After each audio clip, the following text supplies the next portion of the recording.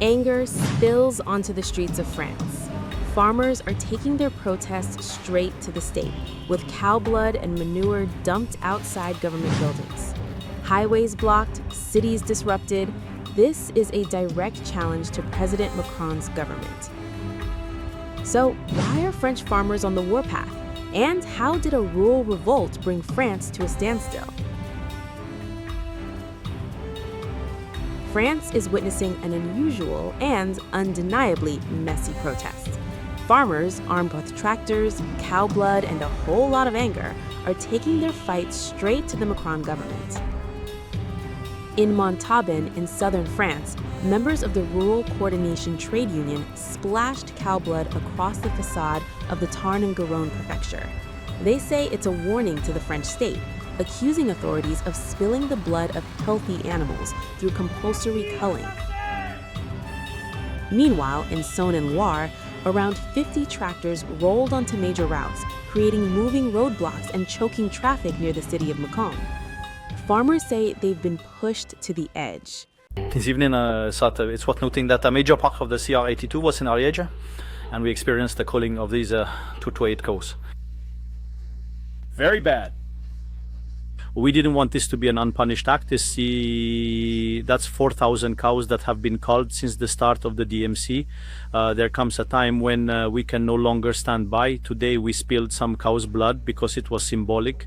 It was to make the French state understand it's bloodthirsty, shedding blood on animals that aren't sick. What we want is the reclassification of the disease. We want them to stop slaughtering entire free-roaming herds instead of vaccinating. That's it. The protests are driven by anger over mandatory cattle culling to control lumpy skin disease. And farmers say the government's response has been slow, inadequate, and devastating for small and medium-sized producers.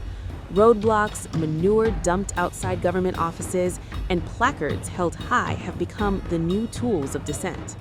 The profession that feeds the French people is being gassed and harassed, says one farmer from Tours. It's a total political blunder, and we're fed up. Strong words and even stronger smells. But the anger isn't only about cows. Farmers are also protesting the EU-Mercosur trade deal, warning that cheaper South American imports could undercut European standards and livelihoods. The placards make it clear: bring down Mercosur, but not our cows.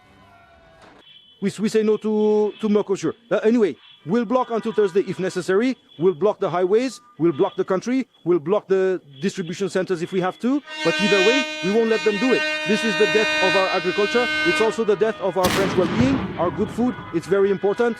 This is also part of our culture. And at times, we also do it for the consumer. You shouldn't think otherwise. If tomorrow, for our children, for our grandchildren, if tomorrow we are no longer here, if tomorrow we let meat come in from Mercosur or a bit too much from Ukraine, we won't be here and you'll be eating crap. Today it's become a mere bargaining chip. Today we prefer to sacrifice our own agriculture just to sell airplanes, to sell who knows what, or luxury items. But what will we eat tomorrow? What exactly will we eat? Just insects then. But there comes a point when at what point can we possibly do this? A country that lacks food sovereignty, that is a country that is dead. Tomorrow they must tell us. The purpose of the meeting is to discuss the current protocol again. The protocol currently involves destroying 100% of the livestock, the complete euthanasia of the herd for one affected animal. So we are against that. The goal is to rework the protocol. Yes, euthanize the sick animals, vaccinate the entire herd, the whole flock, put them in quarantine and wait for the situation to unfold to observe the disease's progression. But we are strongly opposed to systematic and automatic culling. It's technically feasible. This illness isn't new. In 92, we already had it. It's a disease over 50 years old in other countries and it's controlled. So today the question is, politically, do they simply want to destroy us? That's a good solution. So for 30 years, we've been destroying our livestock industry in France. We continue. Today we're told we're going to run short of meat, so we signed the Mercosur agreements to make up for the meat that isn't being produced from herds that have been destroyed for 30 years. And there somehow, isn't this a good windfall for our state, for our government to continue destroying and to keep signing import deals? With the holidays approaching, the French government has now stepped in with another warning, urging farmers not to block roads over Christmas, even as protests continue. Officials say they will do everything necessary to keep roads open so families can travel and businesses can operate. And they're calling for a festive truce to avoid further blockades, the local France. Some unions say they might pause for Christmas. Others are still undecided. European farming groups say patience is wearing thin.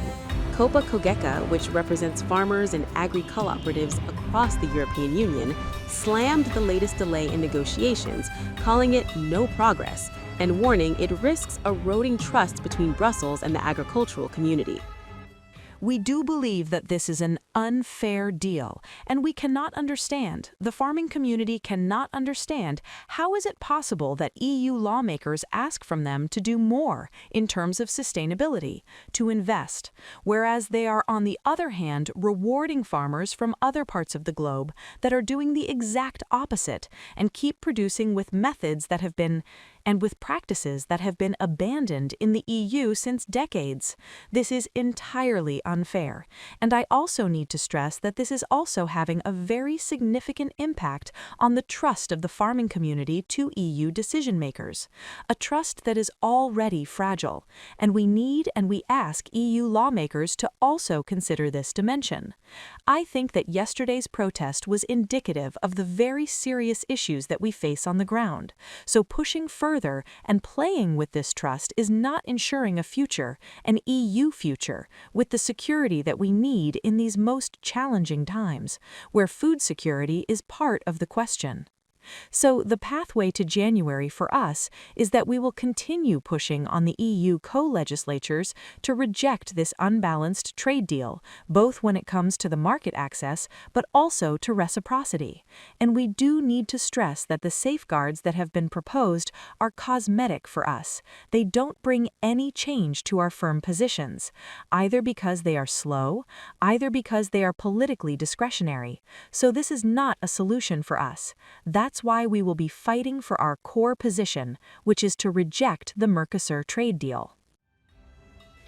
The French government is now urging the EU to slow the deal, even as European Commission President Ursula von der Leyen prepares to travel to Brazil to push talks forward. On the ground in France, the battle over cows and commerce is already spilling onto the streets, and occasionally the walls of government offices.